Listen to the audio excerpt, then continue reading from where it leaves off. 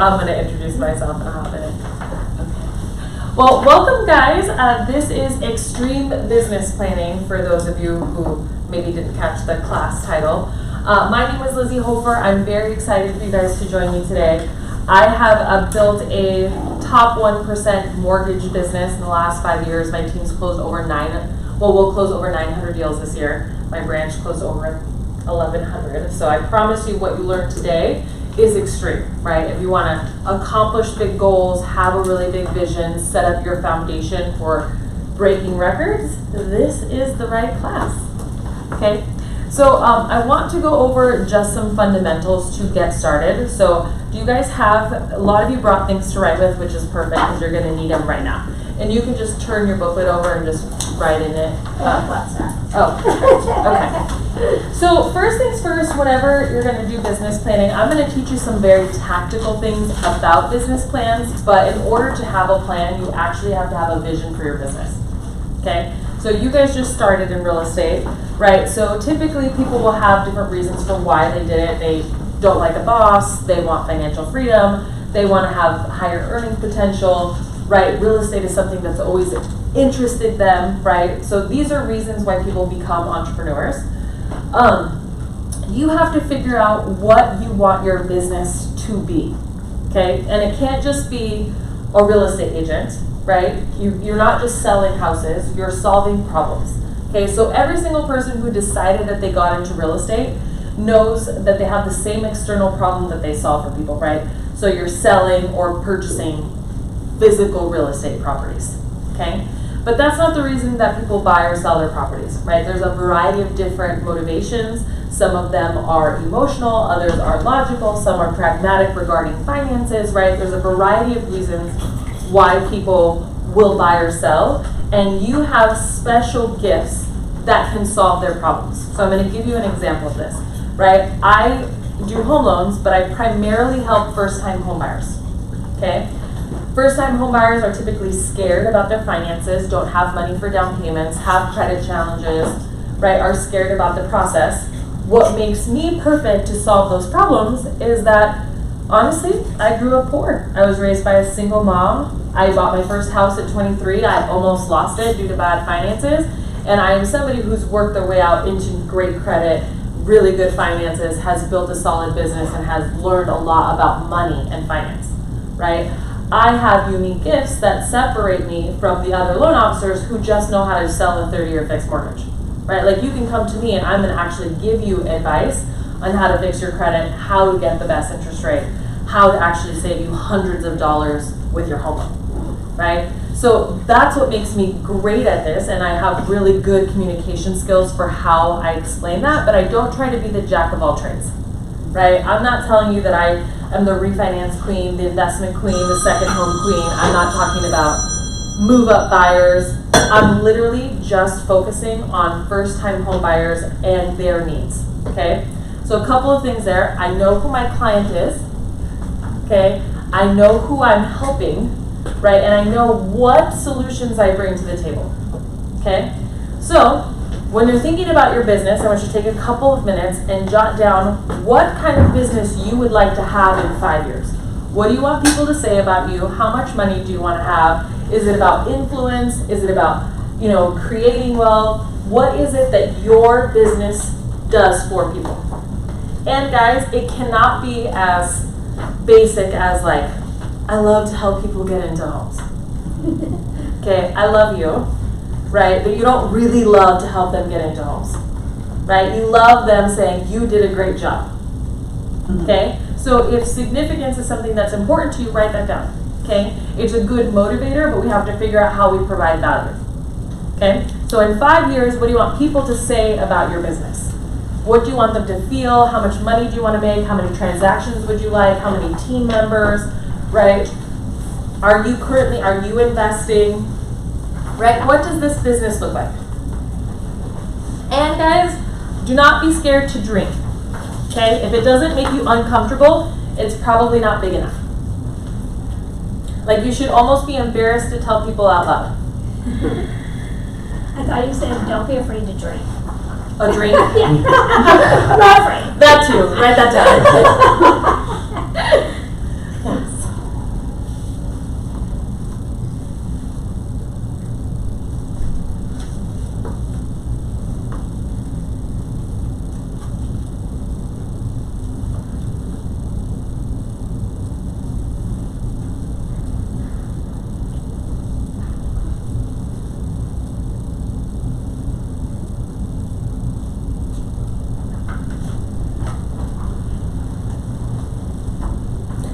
Nadia, we're writing down our 5-year visions, okay?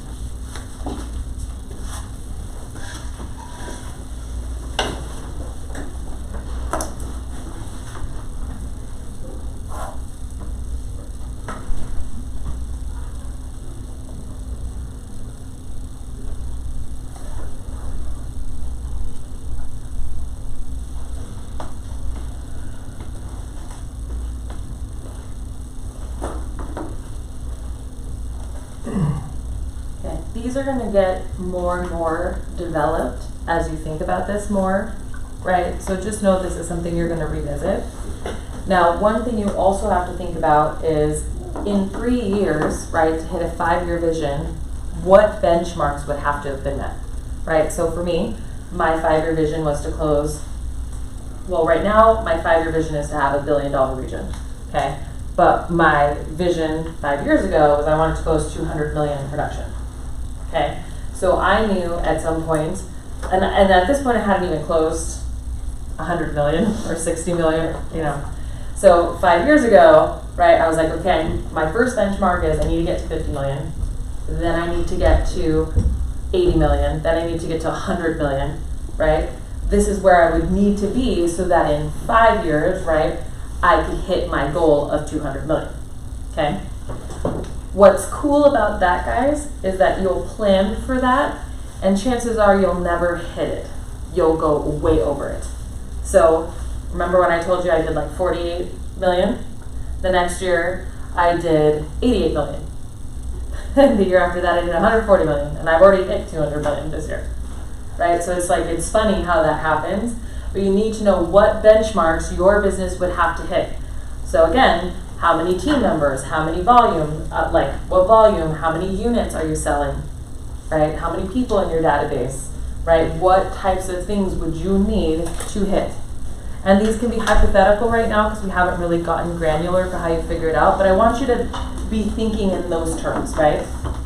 I want you to be thinking like, what would have to happen for me to hit that? Okay, so go ahead and write those down.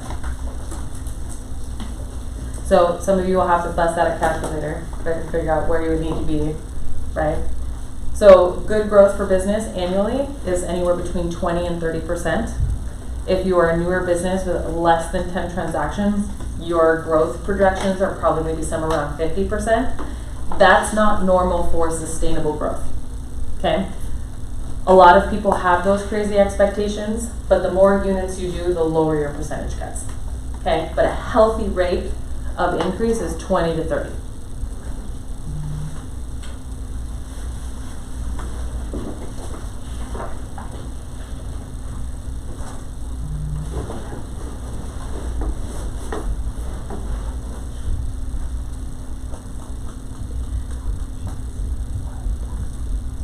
Hey, Sammy. Take a picture of that. Before.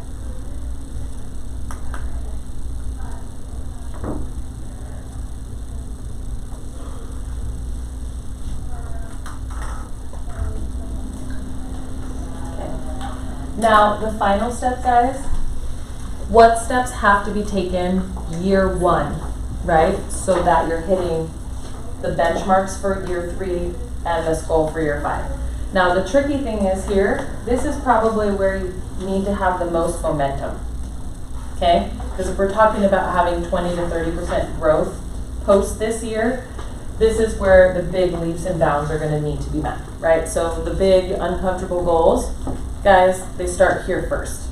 Now, it might be that like your goal is to close 5 transactions a month, like 60 transactions in 5 years, you're closing 10 right now, right? So what things have to happen, right? Do you need a bigger database, right? Do you need multiple pillars of business? Are you currently getting your leads off the internet, right? Or are you doing open houses? Like what things do you have to increase, right? And depending on where you want to hit, you have to times it by that number, right? Like we got to figure out, okay, so here's what it is, right? In 5 years, if you divided it by 30%, right? What has to happen year 1? Okay, so this is some math, but it's worth getting your wheels spinning. Okay, does that make sense to everybody? Yes. Yeah? Cool. You guys are very bright. I tell you, that's always the one I have to explain like 3 or 4 times.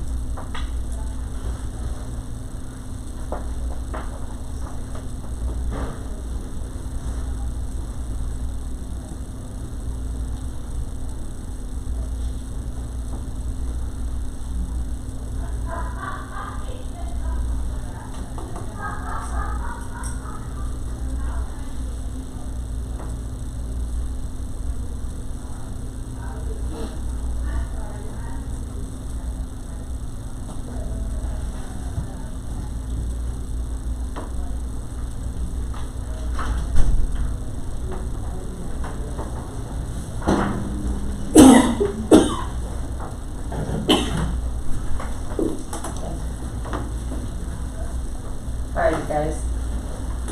So now that you have a general idea for how to create a vision, right, you're going to have to revisit this. And in the first year of your business, you'll probably have to revisit this once a month. Okay? The reason for that is we don't have the muscle memory and or the pain or the experience to know if what we're trying to execute is feasible. Okay? Now, you might find that the dream was too big, or you might find that the dream was too small. Often it's the dream was too small, okay? Because once you start executing and putting in those activities into motion, right, the results are actually exponential. They happen way quicker and faster than you ever could have imagined, okay? So I think a good business is never done alone. Like I don't do everything by myself. I actually run a team. I employ 45 different people, right? So for me, I know that in order to grow and have leverage and not be a slave to your business, you're going to have people that need to help you. Now, they might not be staff, but they may be contract workers like a TC, your broker, where you work. I mean, all of these things, they're part of your team, your loan officer, your title officer, right? You have to know, again, remember, you have a product and a customer service expectation and a vision for your business, right? That should be quantified in what's called core values, okay? So core values for a business, no more than 5, and they're things that you make all of your decisions by, okay? This is where people get confused, right? They have a vision for their business, and then they hear that somebody else is doing business a completely opposite way, they're having success, and then all of a sudden you want to pivot, okay? Right? Your core values, if it doesn't adhere to the core values, you know it's a no, okay? So I'm gonna say something dramatic here, but it's in order to get you to really understand how important this is. your business is like a baby. Like think of it as an infant, like a baby, okay? Babies thrive with attention, they thrive with positive energy, good communication, right rules, okay? And just consistency, okay? And they have to be fed. They have to be fed, right? Now, whenever those things don't exist, right? Like that's when babies have trouble. That's when they stop doing so well. That's when they start acting out. That's when they stop performing. That's when they need therapy. You know what I mean? Because we're not adhering to the consistency. So think of it as core values is what keeps the baby safe, fed, and healthy. Okay? You don't want to kill your baby. This is the truth, right? Because people don't put enough attention to this. So you make all of your rules based on this. It's how you hire people, it's how you choose the people to be on your team, it's how you fire people, it's how you discipline, it's how you train, it's how you choose your marketing activities, it's how you spend your money, right? It's all of these things. Core values for my team, first is client first. Okay? We do what the client wants, right? So long as it's legal. The next thing is you have to be honest. I don't care. At this moment in time, if there's something to tell me, it's everyone's fault and it's our problem. So we just have to get to the bottom of it. I just want honest, clear answers. Honesty can be summed up in one sentence. Okay? If there's multiple sentences to your honest statement, it's not honest. Okay, so that's what honesty means for me. Being a great teammate, never throwing people under the bus. If something lands on your lap, you know that it's not your fault, but it is your problem. You're taken into the finish line. Okay? Then I have being proactive is absolutely part of my core values, right? You have to anticipate that next step because real estate is volatile, it's complicated, and it's emotional. Okay? And I, 100% of the time, follow those. My entire team can recite them. If I ever punish people on the team, if I fire people, it's based on this. If people don't answer my hiring questions right, it's based on that. If I am going to take on a marketing project, right, and it's all about not met contacts that don't care about good customer service, is it the right marketing plan for me? No, right? Because I'm all about the client. I'm all about putting and delivering a good service, right? People who don't care about great communication, are they my clients? No, right? Like, there's certain things, like Rocket Mortgage clients, people who just want to do everything based on the internet without talking to people, right? That's like literally the opposite of what my team is doing, okay? So I know that I can never market like them, I can never lead generate like them, I can never prospect like them, I'm not going to spend money like them. I'm going to literally do the opposite. Can you tell me your 5 core values again? Yes. So client first, honesty, being proactive. And by the way, guys, I hire and fire. These are the things, so it's not being punctual, right? Being punctual is never something I've ever fired somebody for. I've always been annoyed by it though. Okay? So annoyed doesn't mean it's a core value. Okay? So honesty, right? Client first, honesty, being proactive communicator, being a great team member, and caring about the result. Okay? So I want my people to see it through to the finish line. I want them to know that they're making clients happy, that they're being honest. Remember, honesty, and this is a tricky one, guys, because people will always tell you what their intention was, but they won't give you the facts. Okay, honesty is 1 sentence or less. Okay? Think about that for yourself too, right? Because when you're holding yourself accountable, it's did you do it or did you not? So how many words is that? If I talk to myself and run on sentences, I'm not being honest. Okay? Alright, so core values, super, super important. This is the lifeline of your baby. Okay? Don't kill your babies. Okay? Then, now that we know what clientele we have, what value propositions we get, what unique skill sets do you possess? Here's how business is done, guys. And especially in this world of social media and marketing, okay? You have to teach people what you know for free. Okay? You train them how to do it themselves for free.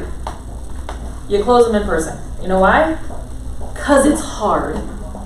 Right? If everyone could do what you could do, right, there would be no need for real estate agents. Have you ever seen a buyer and a seller in a room together sell a house? It's very rare. For sale by owners are super rare, and they don't always go well. Okay, because real estate is an emotional business. Okay, so teach, train, sell in person. So your goal is to get as many people to find value in the things that you're sending them. So an email list is probably very essential for you. Good social media strategy, very essential for you. Good prospecting calendar, very essential for you. That means that you're setting up phone calls, setting up lunches, right? And then you're gonna set up leveraged events, right? So classes, trainings, happy hours, okay? So teach, train, sell in person. Did everyone get that? That's literally been the 3 things I have done very consistently for 5 years that has made me now the #1 loan officer in Arizona, the #1 female loan officer in the country. It's that simple, okay? Everyone wants to make it, I wish it was sexier and harder, okay? All right, 3rd thing is, can you offer a guarantee? Okay, can you guarantee your services? So I offer, guys, a 26-day close.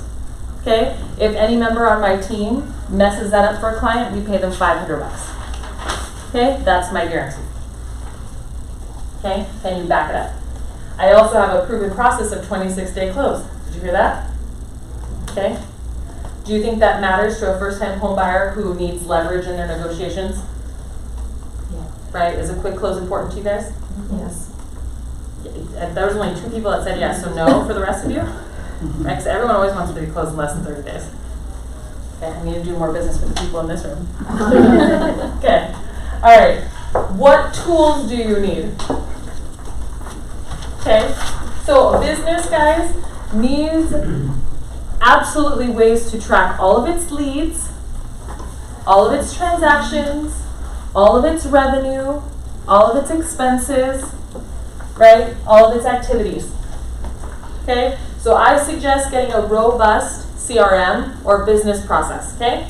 So tools, CRM. Secondary to this is reporting. You need reports on leads, okay? Transactions, okay? Finances, prospecting, marketing. Okay? Lizy, if you could advise on the actual CRM, the implementation, how you, because literally that could be a full-time job just managing the CRM. Where did you get in your business where you started to put the CRM together? I think that's a challenge for my business right now, is like I could literally hire somebody to do the CRM full-time. What were the steps you took from getting the CRM to a real functional tool, and how much time did you devote to it at first, and then not to turn this into a CRM. It's okay, because we're actually going to talk about that too. Yeah. So it's all done in sprints, guys, and we're going to talk about what a sprint is in business planning. So essentially, it's exactly how I laid it out for you guys. The #1 thing that generates revenue in your business is what? I said it first. Leads, guys. If you didn't know that off the top of your head, write it down. Okay? More leads will solve all of your problems, period, the end. Okay? You may not be the best business person, but if you got a ton of leads, you'll close a ton of deals. Okay? The worst closers with a lot of leads still close deals.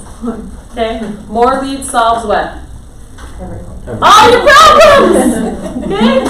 Alrighty, so leads is #1. Okay? So that's what you start with a CRM. How to track your leads. Here's what you track in your CRM. Okay? Lead name, number, phone number, email address, right? What social media platforms they're on, their birthday, right? If they have a spouse, their occupation. Okay? How you got the lead. Okay? And that's going to be sourced, right? So it could be internet, open house, right? It could be social media. And then you need to figure out if there's an activity that's associated with that lead gen, right? So like a particular post, is it an event that you had? Was it a conversation that you initiated, right? Did somebody call in to you? Or and if there's a person that's associated to that lead. Like a referral. Yeah, like a referral. So that's what you track first and foremost. Those are all the categories. Then you need stages of lead. Okay, so where is your lead in the process? Okay, let's write this down. This is important, okay? So leads that have not been contacted, that's a stage. Okay? Leads that have been contacted but didn't qualify, okay? That's a stage, right? Why didn't they qualify? For credit, down payment? Are they holding off? All stages, okay? Then you need your pre-qualified leads, okay? Then you need pre-approved leads, okay? Those are the majority of your statuses, okay? You'll probably think of other statuses as you go on in business, but those are the ones, right? So that at a glance, every week, you can figure out who you need to call and what you need to do to get them off the fence and get them to be lead closed.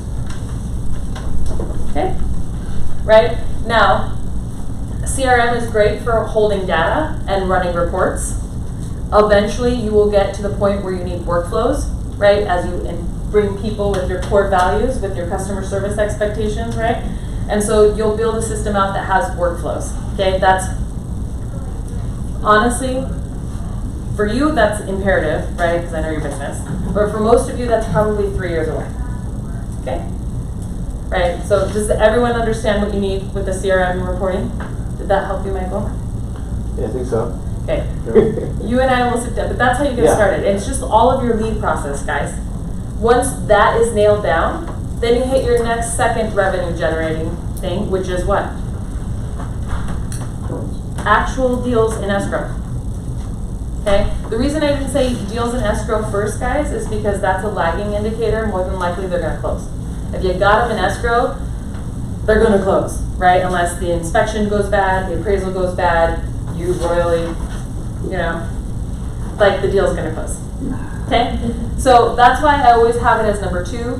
Most people will concentrate on that versus leading indicators, which is leads, which is why their businesses are always like, right? So they hover over their deals until they close, and then they realize they have no more deals. And then they go, oh my God, I have no deals. And they call, open house, get more deals, hover. Okay? So we are going to build processes based on leading indicators, which are leads. Okay? And then based on this vision, guys, the last thing I'm going to have you do is write down a list of all the reasons why you cannot achieve this. Okay? So I'm a negative person just by trait. I'm very fearful. This is just how I live my life. Okay?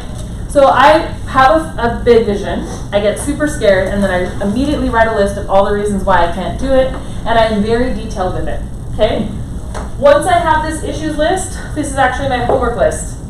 I just go to work on tackling these items, and then all of a sudden this doesn't feel like that daunting, right? Because I'm not focusing on this, I'm focusing on this. Okay? Issues list, then also a secret weapon to my business. Okay? I'm not afraid to just concentrate on the reasons why. So if I lack confidence, I went to Toastmasters. You guys, I used to suck so bad at speaking in public. I had to have a hot cup of water that I would drink because it's hot. You have to slow down to drink hot water. Like you can't guzzle it, you just have to breathe and drink your water. This is what I'd have to do before I had the nerve to speak to people. Okay, so that was one of my biggest obstacles. I went to Toastmasters, I joined a networking group, right? I joined speech coaching this last year. I've just invested in getting over a hurdle. Okay, you cannot be a successful business person if you cannot speak to a room of people. Okay, so if that is one of your fears, write it down. Okay, all right. So now that we got the fundamentals of business vision, write down, and you will have to revisit this, guys. Just 100% you'll have to revisit this. If you want a sheet that will help you organize this a little bit better, go ahead and Sammy, wave real quick. So that is Sammy. If you give her your email address, she'll email it to you, okay?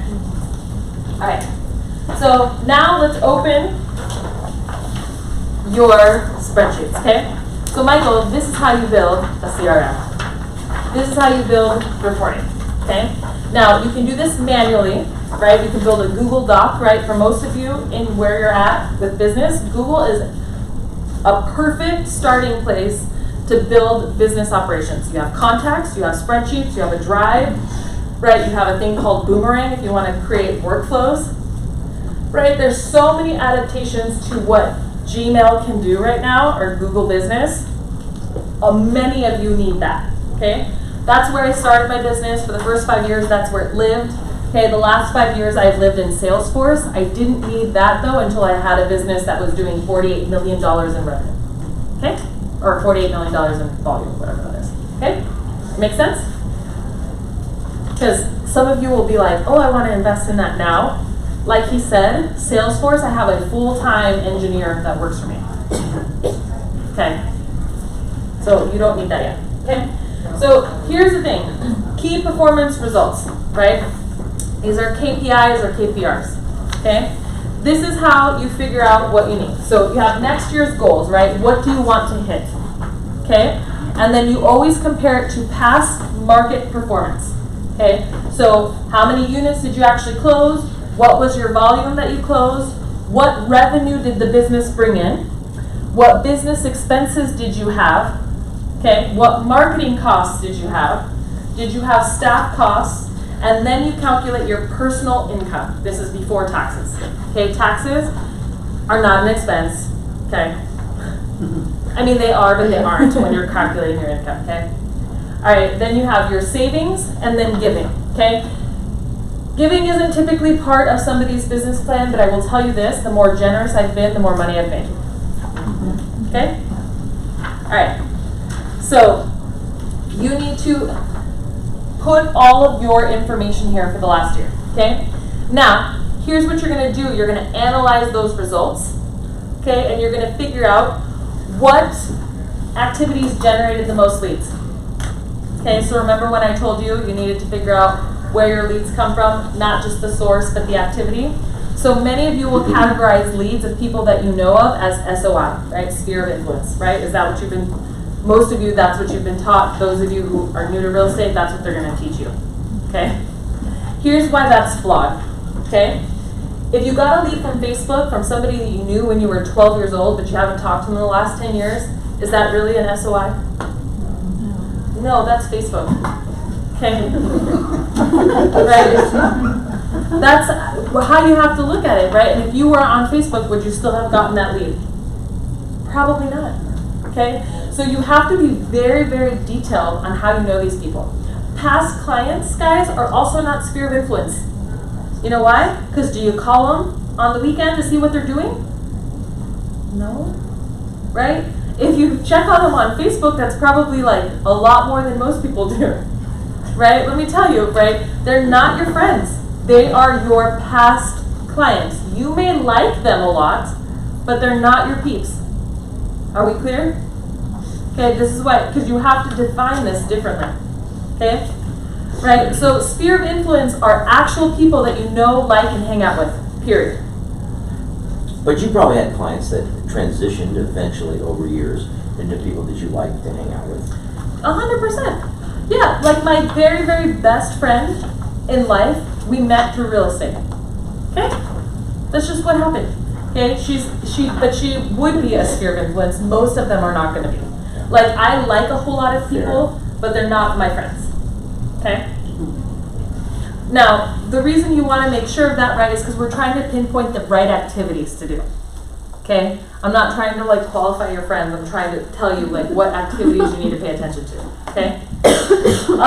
So, you need to figure out where the activities were that generated the lead, right? If it's your primary source of business, right, it should make up somewhere between 60% of the activities, okay? Can I just clarify? Yeah. When you say you're qualifying these leads, are you only qualifying leads that closed? When you do your review of the last year? I'm qualifying all Every leads. lead. Yeah, but I'm paying attention to, so in like my primary source of business, I'm actually only looking at closings. Okay. Okay? So for what we're talking about right now, you're looking at closings. Okay. Mm-hmm. But we will be looking at overall leads too. Okay? Now, if this is the very first time you've ever done a business review, you can't answer question number 2, okay, unless you go back 2 years, right? I never suggest going more than 3 years back because it's irrelevant at this point. Like, think about what you did 5 years ago. The market's completely changed, right? So just 3 years back limit, okay? So primary source of business, guys, is going to be 60% of your closings. Now, some of you might not have that. There's occasions when you have 2 primary sources of business, okay? When you dedicate time and attention and now have a vision with core values, that will change, okay? I have never seen a very long-term business with multiple primary sources, okay? One always takes charge. Does that make sense? Okay, for the majority of real estate agents, that actually is database, okay, which is not SOI. Okay, database is everybody that goes into your email list, event list, right? Does that clarify this? Okay, SOI is your best friend that you sold a house to. Your best friend's son that you sold a house to, okay? Your past, and they might also be in your database. Does that make sense? Because you look confused, so that's why. No, I'm not confused. Okay. You're making 100% sense. Okay. Yeah. It's just a concerned face. No. It's a thinking face. Serious. Focused. All right. Now you'll have a secondary source of business. That's whatever ranks number 2, and then you'll have outliers. Like you'll have the one deal that you closed from a sign call, or the one deal that walked into the office. Okay. Those are supplemental sources of business. I don't ever plan for those. Ever. I never set any marketing budget, any plan, anything. When you do that, do you take the last 12 months, do you take this calendar year, or do you take this year and all of last year? So To make that data statement on where did your business come from? Yeah, so I actually do business planning for fiscal years, so it's from October to October. So that's what I do. So it's a rolling 12-month average. Okay. Now you can compare it to the previous 12 months, which is what I always do, because I want to find out, is my business evolving, changing, right? What was different from one year to the next year, okay? Because the intentions when you do a business plan are to improve on the activities that generated 60% of your leads, right, of your closings, right? If you 100% focused on that and that was the only thing that you changed about your business, you would have the best year ever every single year of your business, okay? Now, so you're going to identify what those are, what activities those are, okay? And then we're going to figure out where your leads come from, okay? Because here's the other thing, we waste a lot of time, okay? So, I just met with a real estate agent who gets a ton of internet leads. They haven't closed any. The second page. Okay? They haven't closed any. They spend a lot of time calling, a lot of money on an ISA, a lot of money, like, just in general, like mailing to them, right? Facebook ads, right? And they've gotten a lot of leads. It's actually their primary source of actual leads that came in. But it made up no closings. Okay? Is that something we're going to keep? Okay? There's a variety of reasons for that though. Okay? Right? They may choose to keep it if like they can tell, because you have to also evaluate a sales cycle of a lead. Okay, so internet leads are anywhere between 180 days, right, and 2 years. Okay, so 6 months to 2 years. Okay, so it might be a sales cycle issue. It also more than likely is a closing skills issue. Okay, and a closing skills issue goes on what? An issues list. Okay, now because it's not their primary source of business, though, they should still jot down closing skills, because closing skills can be applied to any source of business, yes or no? Okay, right?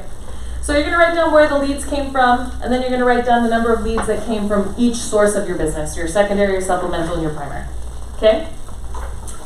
Again, you're going to compare it to the past market performance and then the past year's results.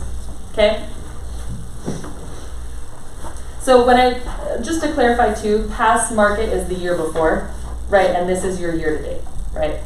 Because we're talking, so like if I was doing this right now, my past years would be what I closed in 2019. This would be 2018. Does that make sense? No. Past year market performance. Okay, got it. So yes, now? Well, you mentioned two rows when you did that. I the did. bottom row is past year results. Is so if I'm going from October to October, right? Mm-hmm. The last fiscal year, this is what that was. This is the year before that. Okay? You have two fingers. So 2019, yep. Yellow. Got it. 2018, blue. That's why they're color coded, guys. Okay, and so that make sense now? And 2020 on top. Yep, and 2020 on top. Okay. I changed the names of these just so you know, because sometimes I forget to update the PDF and it would say like 2016, and that really confused people. When I looked at it, it said 2016, 2017, so I said that. I'm sorry to be pedantic. I apologize. You're fine. Okay, so you're gonna figure out closings, leads, and then we're gonna talk about straight up activities. Okay? Now, because we're focusing 100% on the 60%, right, of where the majority of your business comes from, okay, we're gonna look at what prospecting activities you did that generated leads. Okay? Prospecting is anything, action that you took. So if the activity that generated the lead was an incoming phone call, is that prospecting? No. No. Yes, good job. No. You know why? Because you did nothing but answer the phone call. So you did not initiate it. So prospecting is phone calls you have made, okay, emails you have sent, text messages you have sent, Facebook messages you have sent, right? Events that you had, face-to-face conversations you had, okay? Prospecting is not a Facebook post. It is not a Facebook story. Because that's marketing and branding. I just want to be very clear on these. These are physical communication attempts that you initiated, okay?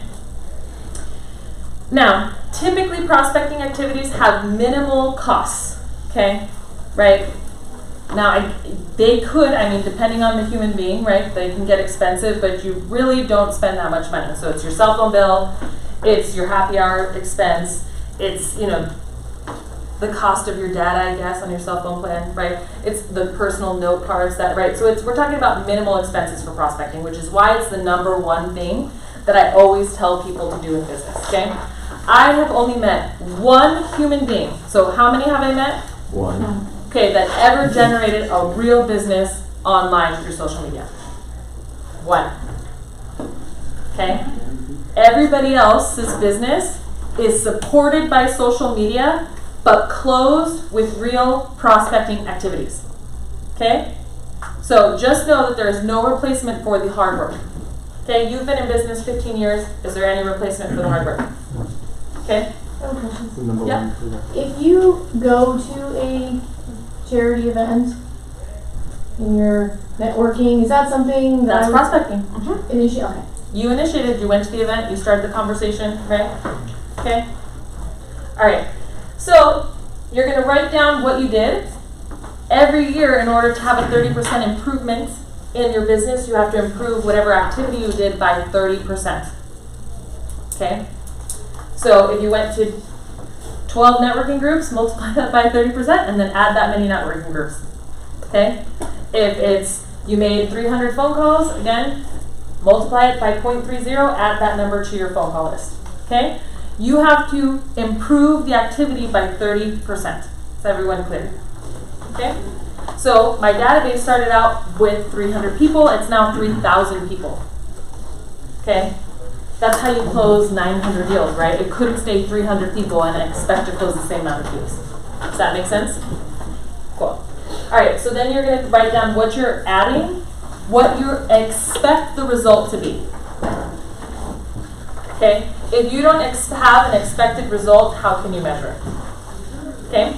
And then the cost.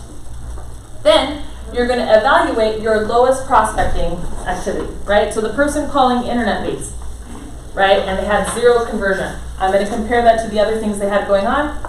I told them to stop. Bottom line. I was like, it doesn't make any sense for you to spend this amount of time when you're not closing any deals. Okay? Does that make sense? So you're going to keep what you're doing, you're going to improve what you're doing, and then you're going to stop what doesn't make sense. Okay? 100% of the time, whether or not you really like it. So this is what's very difficult. People judge their results based on their intentions, right? So they're like, but I've almost got a pipeline going. I talked to 6 people, and you know what? They're going to buy eventually, right? It's a yes or no question. Remember, honesty can be summed up by 1 sentence or less. Okay? So again, when you have core values and you have a vision, right, and you're going to keep your baby alive, it's a yes or no. Okay? All right. So then we're on to marketing activities. This is where everyone squirrels on me. Okay? So marketing activities is where you teach people what you know. Okay? This is where you offer value. Okay? Now I'm going to show you this little chart for how you figured that out. And I really, really want you to take me to heart, but know that if you never did any of this, prospecting activities will take care of everything. You just have to do more prospecting. Okay? But you need to know how to communicate your value to people, otherwise you won't be able to close effectively. Okay? Now, here's one thing I will tell you though. 60% of the population, the quickest way to close them is just to get the next step in front of them fastest. Okay? So even if you have the worst closing skills in America, you have no CRM, you have nothing, just go, the next step is. Okay? So if you learned nothing from today, the next step is the one nugget I want you to take. Okay? Because you can close 60% of the population on that skill alone.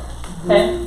Now, with marketing, guys, there are things that you are excellent at. Okay? So if you overheard a conversation that was being had and people had it completely wrong, you would want to interject. Okay? So like when people talk about branding and logo design and they're like getting all cray-cray, and you're like, oh my God, that's wrong, right? That would be your zone of genius. You spring out of bed like a jack in a box because you are so passionate about this thing. It does not more than likely have to do with real estate. Okay? My zone of genius, which is what ZOG stands for, right, has zero to do with mortgages. Okay? It has to do with making money. I am extremely passionate about helping regular people make wealth. Okay? It's just, and I learn about it, I teach about it, I train people about it. I could wake up at 3 in the morning to do a seminar about it. Okay? That's how passionate I feel about that. Okay? So that's your zone of genius, guys. So it is a little circle, just like the circle of friends you probably have, like the SOI, right? That's actually what makes up your sphere of influence too. Okay? Then you have things you're good at talking about.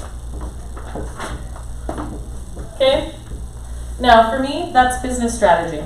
Okay? I wouldn't wake up at 3 in the morning to help somebody with their business plan. Okay? Now, am I good or great at it? Yes. Right? And I could talk about it. I always have content to talk about it, right? Okay? Now, there's things I'm competent in. Okay? But here's the other qualifier. So think about waking up at 3 in the morning to do something. I'd probably wake up at 8 in the morning to do it. Okay? Things I'm competent at, I do at 10 a.m. Okay? Right? And I always talk about mortgages and real estate as a thing I'm competent in. Okay? Then, guys, there's things you're learning about. Okay?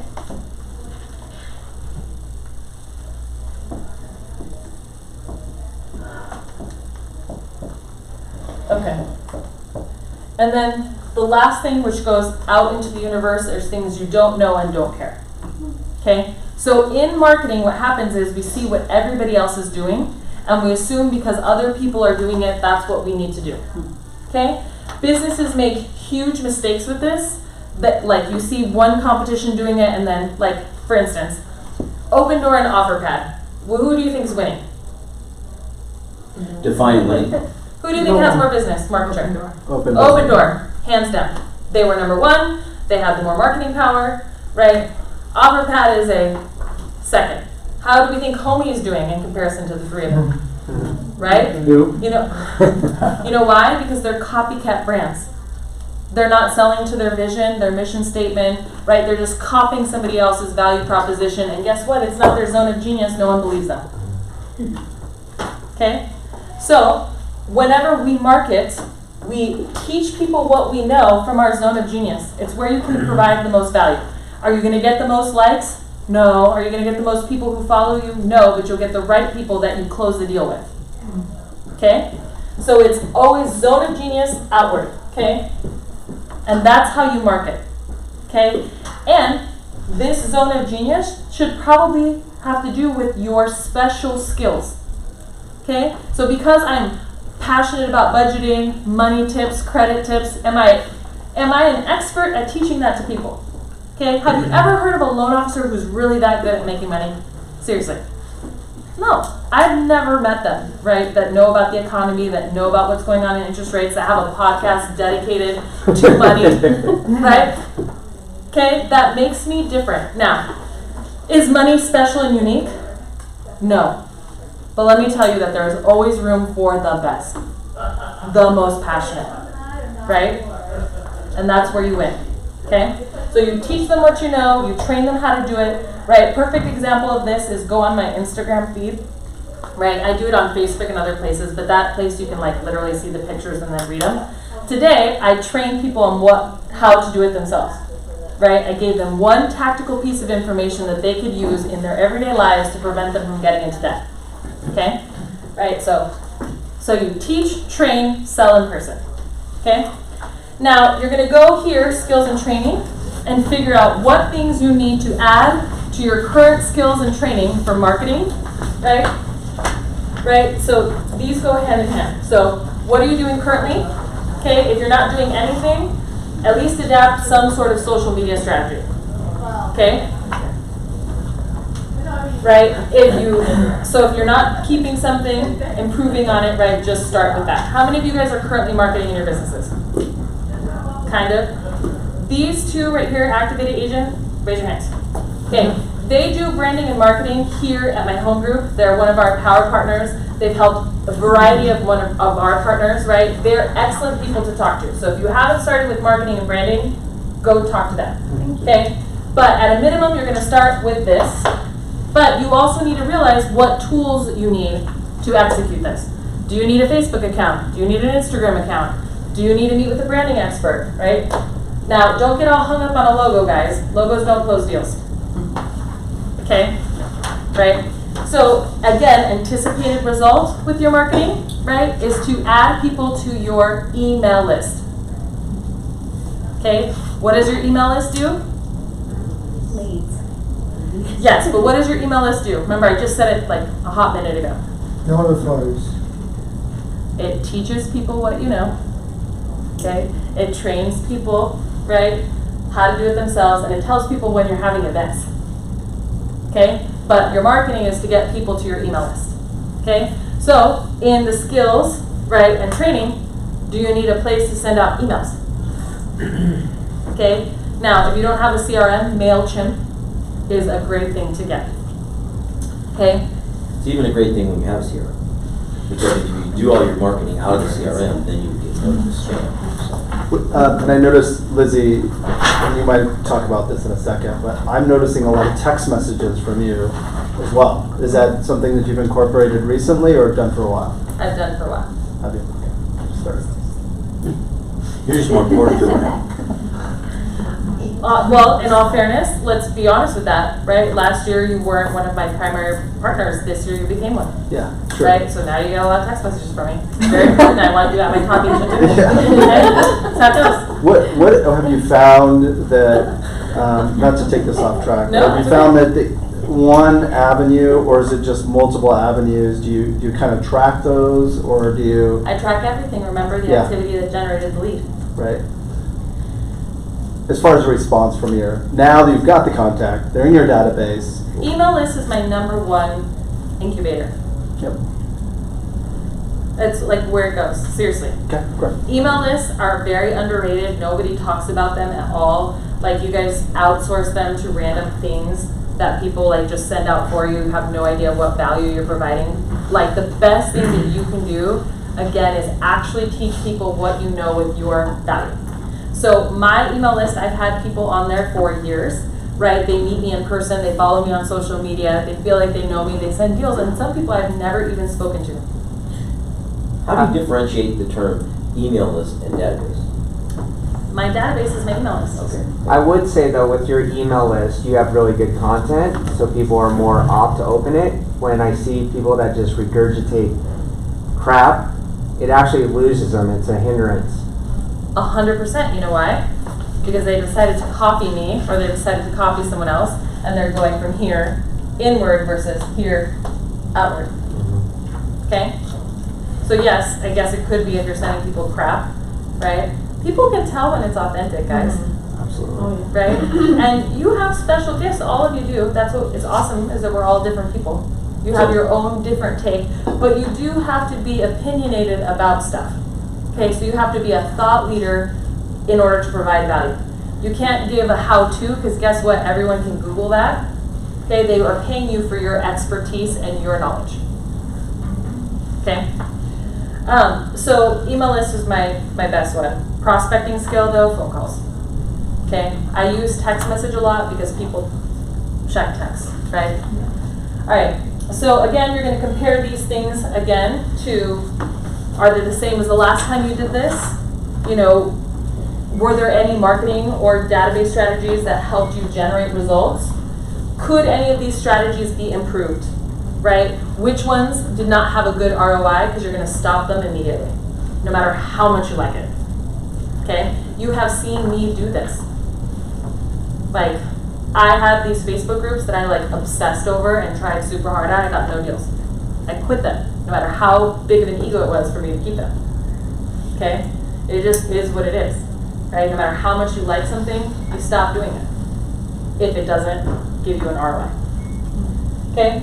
What new things do you want to try? So new things I'm trying. So this year I put on a video series called Money Tip Monday. Okay? It took me 23 videos before I started seeing results. I am now seeing results. I generated more refinance leads than I ever have in my entire career this year from Money Tip Monday. And because of it, it prompted me to do a podcast leveraging my money email, right? Because my Monday email, people would be like, oh my God, this would be so great if it was in a podcast. I don't have time to read your email, but I'd love to listen to it in my car. Okay? That's how those things evolve. I'm improving things that I'm already having traction in. Okay, so I'm not taking a variety of different things. I'm not squirreling. You know what else I'm not doing? I'm not veering off from my content, because if I had 50 different things I had to write about, podcast about, video about, I couldn't execute. So here's how I execute. Fridays, I record my podcast, record my money tip, write my email. And it's all the same thing, just different interpretations of the same thing. I'm not creating like 5 different pieces of content. I'm creating 5 pieces of content on the same topic. Does that make sense? Because otherwise, this will be overwhelming to execute. Okay? So going back to the Zog, Yep. when you're a master of mediocrity, like I am, I'm good at a lot of things, right? And so, but I don't go, man, I am just the bomb at this thing, okay? So. Not true. You've told me that you're extremely good at communication and negotiating. Okay, so let's take that. Okay? You have to quantify it. So how much more do your houses net than other people's? You just compare it to somebody else, and then that's your zone. What's the art of negotiating? Why do people fail at negotiating? Right? What are a couple things that people need to keep in mind about negotiating? Right? Why are things emotional in a real estate transaction? I understand. Okay. I understand. And I was talking with Carl about this last week. Like, I love seeing his stuff. I was like, you need to put. He's super funny. I know. Yeah, I'm like, I want to like follow everything you do, because I think it's just he's just Mediocrity has a real appeal. Yeah. You know, and I'm like, I want more. Being average with zest, zestfully average. But knowing a little bit about a lot of things can create like a conversation about this is how you feel about it. Rather than get confused. You know? So thank you for the clarity. So here's the deal. It's funny to like kind of deprecate yourself also. Like, you know, when he's like, oh, I'm mediocre, right? I always call myself a basic B. I don't really think I'm mediocre. I know you don't. I really don't think I'm basic. Okay. Here's the deal though. I think that what makes me not basic is my level of focus and intensity to simple things. Okay? But they're not complicated. You guys could easily do them. And I joke about what it is. Okay? Right? Now, maybe don't call yourself mediocre. Maybe figure out something else. But it is a good way for people to remember you. Like, the Leave Lizy Alone, guys. It's like semi-desperate, but it's also very memorable and funny. Okay? Alright, so here's the deal, guys. I've given you an overview of what a business plan looks like. Okay? It is overwhelming, right, for you guys to do it all in one sitting. One, because you never had a business planning class, right? You guys are 2 years, 3 years, some of you 15 years into the business, right? But these are things that are new concepts, right? This workbook is intended for you to take it home with you and do it, right? If you need a one-on-one with me so that we can do this together, I'm very happy to do that, right? I want you guys to be very, very successful at this, but just know that it's something that you're going to take back with you, okay? Now, one thing I always like to do is talk about sprints, okay? You are not going to be able to do things in one setting, okay? So I have, again, where I want to be in 5 years, which is now you've got tons of ideas, you figured, that's your 5 years, okay? Then you go, what things have to happen in 3 years, and what things do I have to execute? What is the most important? What's going to generate the highest ROI? Okay? You pick 3 things, no more than 3 things. 1 prospecting, 1 marketing, right? 1 skill. Okay? Those are the things you work on, and guess what they're associated with? Your primary source of business only. Not the thing you like the most, the thing that makes you the most money. Okay? And then you'll write your potential challenges. This is where you start your issues list. Okay, why can't you do it? Okay, so if you have a hard time blocking, if you have negative self-talk, right? You need, like some people just lack energy. Okay, you write it down. Okay, whatever it's going to take you to get over it, and that's what you're going to focus on. Okay? You always have to have reporting and reflection, guys. That is a non-negotiable. Okay? Now, when you get a chance, right, when all of this is done, you'll be able to articulate a 1-page business plan. Okay? This is quarter 1 execution. Okay? In quarter 1, I'm going to do these things. This is what I did last year. This is what I'm going to do this year. Okay? Right? You just need an action list. Otherwise, you have a 15-page document you never visit. Okay? You have a 1-pager. You can paste it at the front of your computer, somewhere you can see it, maybe your mirror at home, but a place that you're going to constantly revisit, that you can ask yourself an honest question. Are you following your business vision, yes or no? Okay? Then, this is something I want you to take a look at, right? This is a SWOT, okay? I'm going to show you how to fill this out real quick. And then I want you to, after this, write down somebody who's going to hold you accountable to this, okay? So, your strengths are your zone of genius. What makes you the most passionate? Okay, here at the end. Your weaknesses is your issues list. Okay, your opportunities are all of the improvement items that you're going to do. And your threats are what your competition is doing. Okay? Now, I don't want you to get squirrely because I asked you to write down what your competition is doing. I want you to know what your competition does well so you know what to be the opposite of. Okay? Like, I'm never going to be the most fun girl in the room. Like, there are people that wine and dine and have lots of fun and take you to all those events. That's not me. But I will help you make more money. Right? That's me. So you either can be super fun, very easy, right? I like to go the easy route. Right? I want to take away your stress, make you more money. I think you're fun. Thank you. Okay. This is one of the most impactful things I do for my business. Right? Okay, I do it every single time I visit a vision tracker. I revisit my vision tracker once a quarter to really hammer out all the leads again. Okay? I make sure with my reporting, though, that I'm on track. I check reporting daily on leads, weekly on transactions, okay, once a month on problems and overall success. Okay? So that's how often I revisit my business plan. Can you say that one more time? For tracking? Yeah. Okay. It's okay. So I visit my lead tracking every single day. Like, how many leads am I getting in every single day? What's my conversion every single day?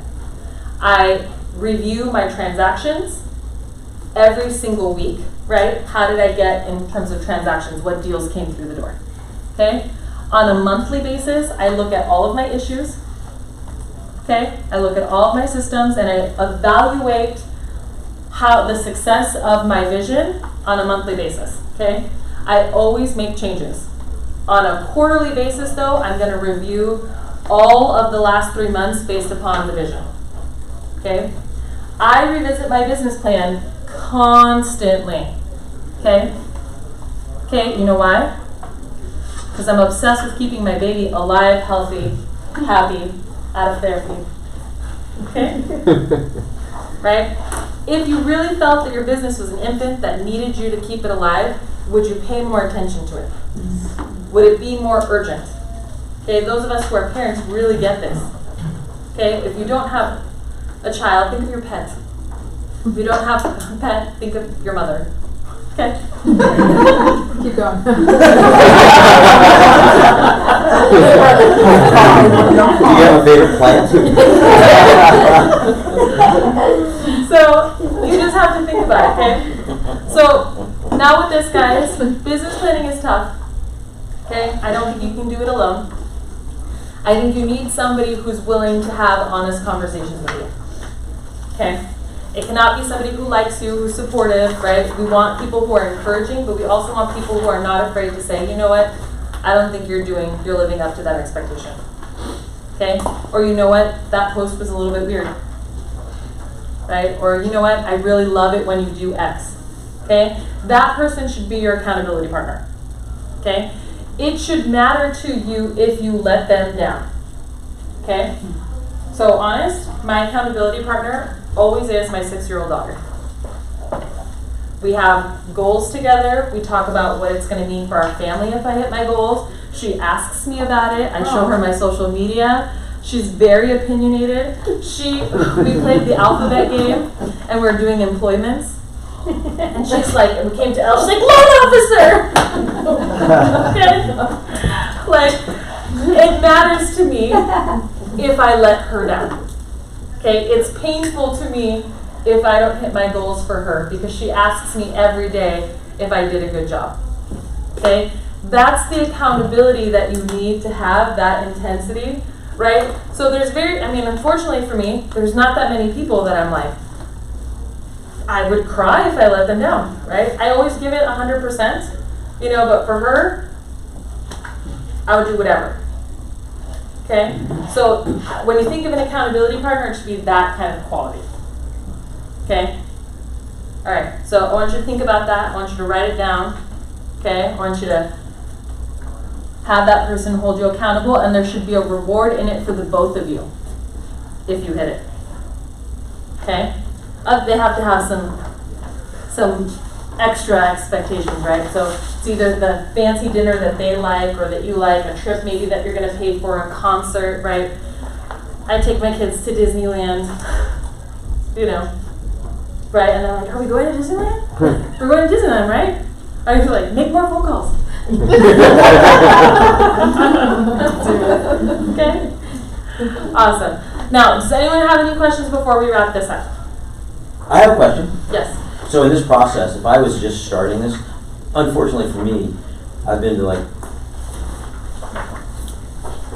I can't tell you how many business planning meetings I've been to. I like this one very much because I like the way you outlined the specifics. You didn't put a time frame, but this is how the process you go through. I can imagine a 30-page document that I would write to come up with these, make sure it's written. But I love the idea that that's all going to get put away in a file, and you're really only going to look at the one page. That was my big takeaway. I love that. How long, if you were doing this right now, and it's October 15th, is that the date today? Yes. 17th? Whatever, mid-October. When, in your mind, should a real estate agent have their business plan nailed down and I'm ready? By the end of the month. End of the month? End of the month. I think you're going into prime prospecting season with the holidays. And if you don't have your mission, what you do, how you help people, what kind of conversations are you going to have in the easiest time of the year? So when people ask you how the market's going, how's your job going, you're going to be like, oh, great. I'm so excited. I just got into real estate. Right? Instead of saying, you know what, I'm really excited. I am poised to really help so many people because of X, Y, and Z. So honestly, if you know of anyone who's really looking for budgeting, money tips, credit tips, right, I'm their gal. Right? I am so excited 2020 is the year, especially because they're talking about the recession right now. I am the most equipped to help people. Right? Is that a better conversation? Actually, tell me about that. And then you're not talking about real estate anymore, you're talking about your zone of genius. Okay? Whatever that is. Okay? That's why it's important to have this nailed down in this time of year, because you're going to talk to more people, see more people organically than you will all the rest of the year. That was a great question. I was going to actually ask you about like books and resources, but what would you say your number one? So I gave you a list of all of Yeah. mine. No, I see. So there is one book that is not on here, and it's because it's like very technical, and it's probably a business book that maybe one or two of you should get, but it's Traction.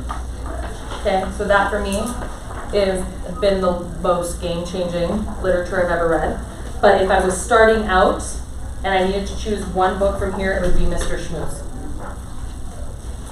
It's a 100-pager, awesome, followed up by the 7 levels of communication.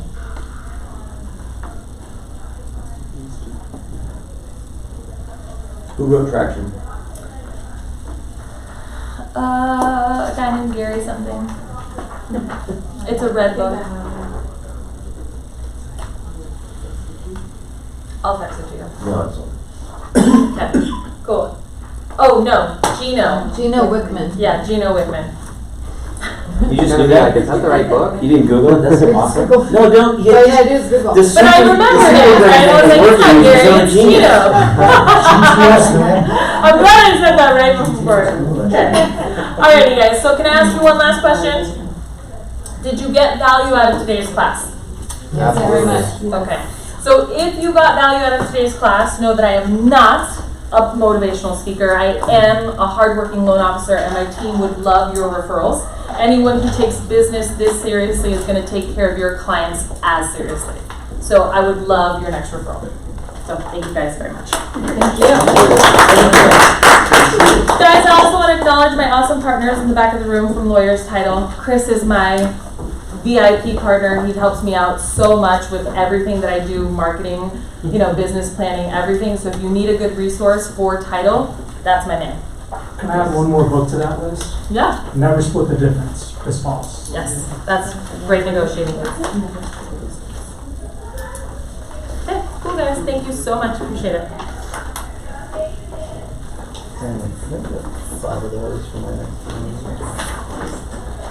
Are you booking our next business plan? Yeah, next meeting, it's kind of a plan to.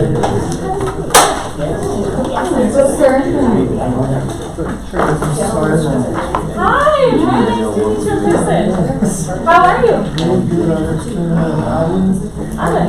Oh, seriously? Oh, congratulations. Good. She's awesome. She's been with me since you guys chat. Oh my gosh, it's